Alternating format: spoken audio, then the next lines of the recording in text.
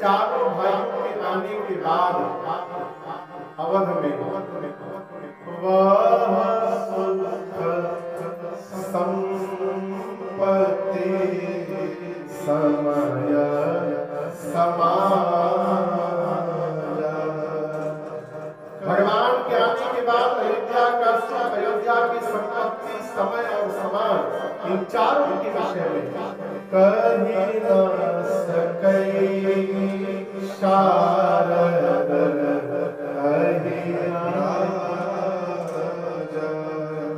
स्वयं सरस्वती और शेष नारायण भी इनके विषय में बताने में सक्षम नहीं है। आओ जी,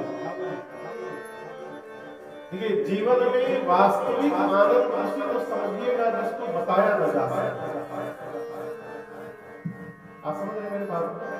कोई पूछे कितना आनंद आया, मुस्कुरा के रह जाएंगे ये वास्तविक आनंद है। और आगे की बात आनंद यदि प्राप्त हो गया तो हम बताने लायक बचेंगे ही नहीं। सरकार हमको हंसी आती है दिल्ली में विशेष, भाई दिल्ली का कोई सॉरी, हम जब दिल्ली और हरियाणा साइड में कथा घर में जाते हैं तो हर कथा में एक दो मिल जाते हैं। हमारे बाबू ने शंकर जी दर्शन दिए, हमको हनुमान जी दिखाई कर दिए।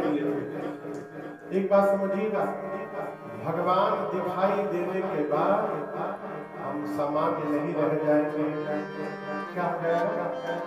पागल हो जाएंगे। क्या हो जाएंगे? भगवान, हमारे चाचा कहते हैं पागल का जो अनाप शनाप बके वो पागल नहीं है।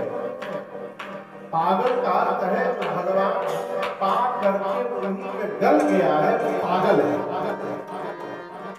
भगवान यदि दिखाई पड़ जाए और बताने लायक बचेंगे नहीं। शंकर भगवान कहते हैं मां पार्वती से, देवी जेहि जाने जगत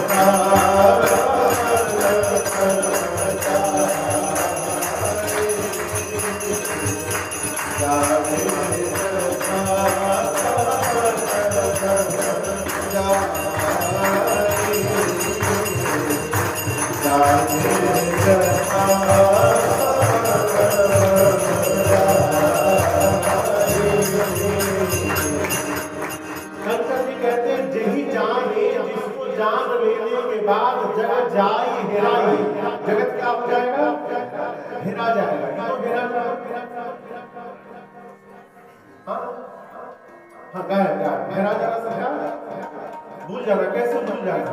ये अवधि का शब्द है। हमारे अवधि में हर छोटे छोटे व्यवहार के लिए शब्द है। हेरा जाना वाले भूल जाना। कैसे भूल जाना? कई लोग चश्मा कपड़े पे लगा के अपने घर में चश्मा पहनते हैं।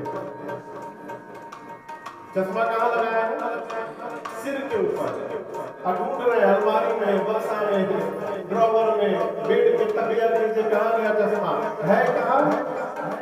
अब देखिए है पास में लेकिन दिखाई नहीं दे रहा है।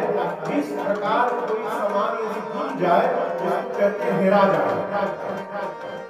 तो पता नहीं है।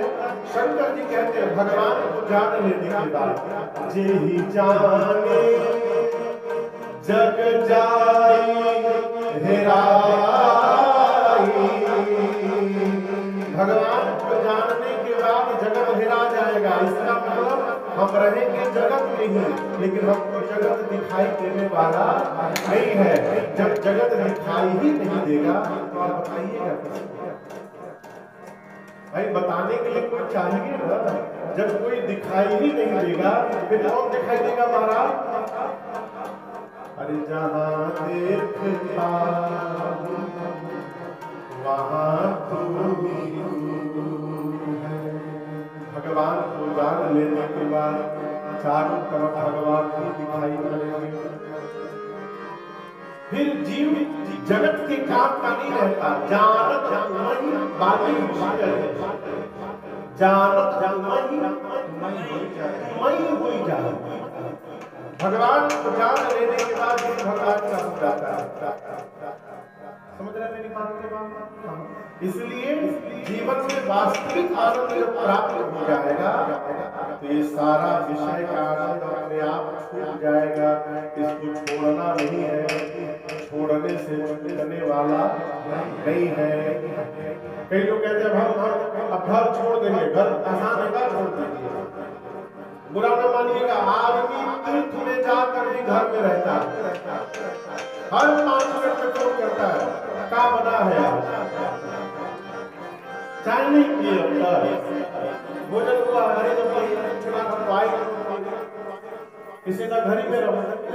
कई लोग तीर्थ में जाकर भी घर में रहते हैं, कई लोग घर में रहते हुए तीर्थ में रहते हैं। ये जीवन का प्रभाव है।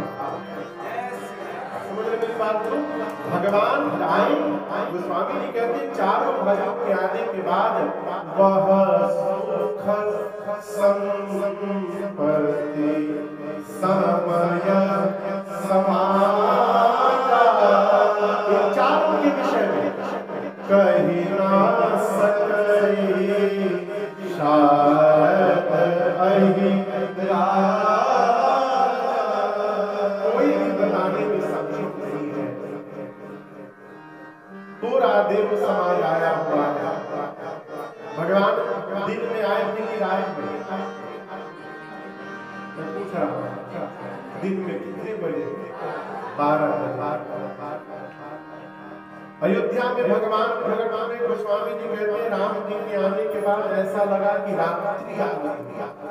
कहाँ? अयोध्या में। अब आप महाराज दिन में रात कैसे आ गई? तो उसका भी एक कारण हमें आगे निवेदन करेगा, लेकिन रात्रि आई थी।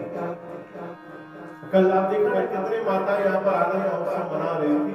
अब सोचिए सभी माताएं यहाँ पर आनंद मना रही है और उसी में माई जाकर उसी पर मुंह फुला के बैठ गए,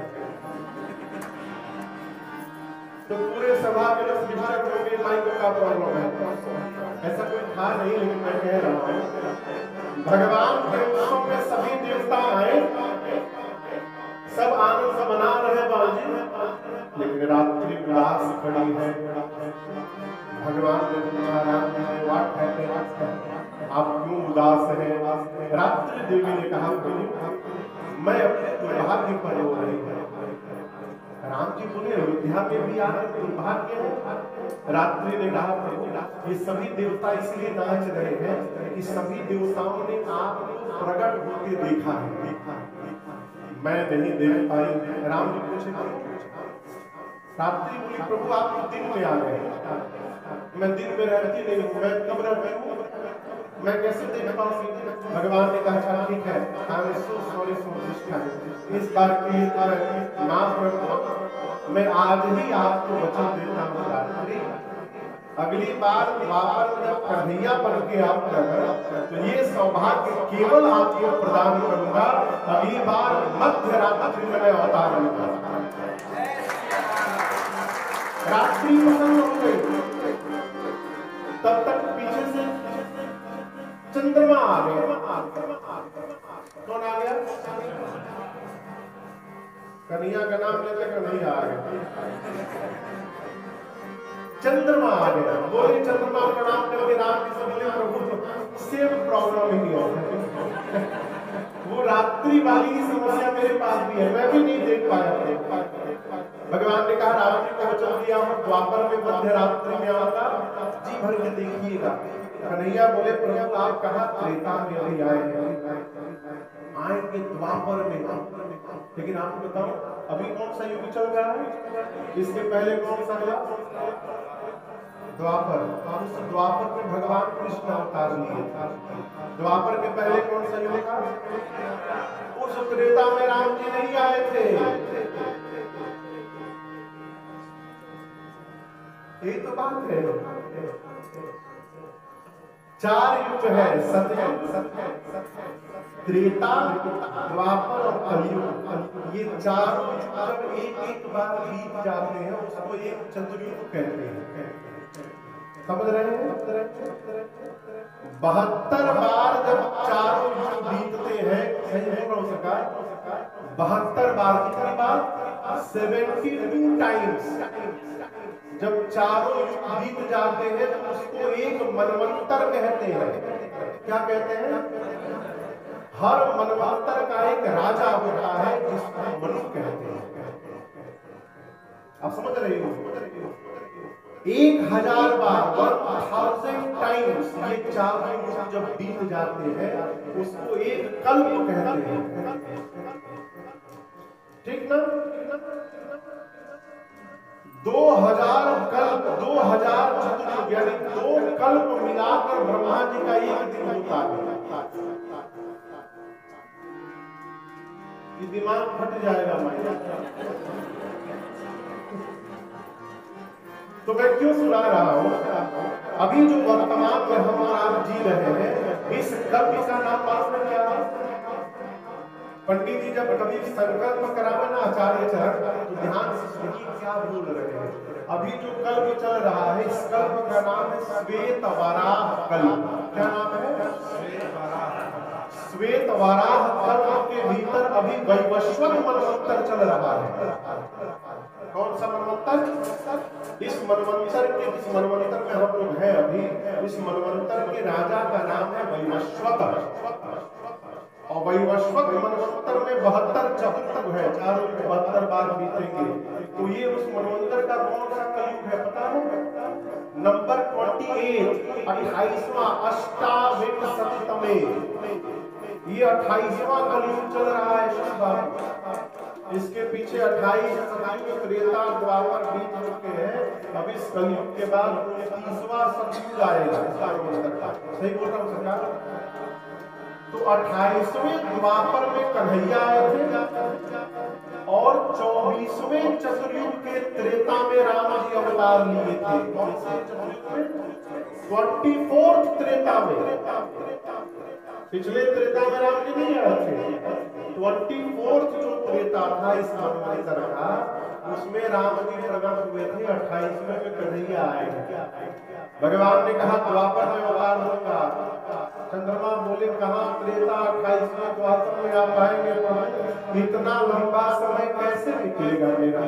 तो भगवान ने कहा आपको अपने नाम का सहारा दे देना हूं, मेरे नाम के सहारे निकाल लीजिएगा। उसी दिन से राम जी ने अपने नाम के चंद्रमा का नाम जोड़ लिया और भगवान का नाम हुआ रामचंद्र भगवान। बोलिए रामचंद्र भगवान की जय। जैसे राम जी ने बात कही, पीछे शंकर जी बैठे थे। कहां बैठे? देखिए बाबा लगे डमरू बजा के नाच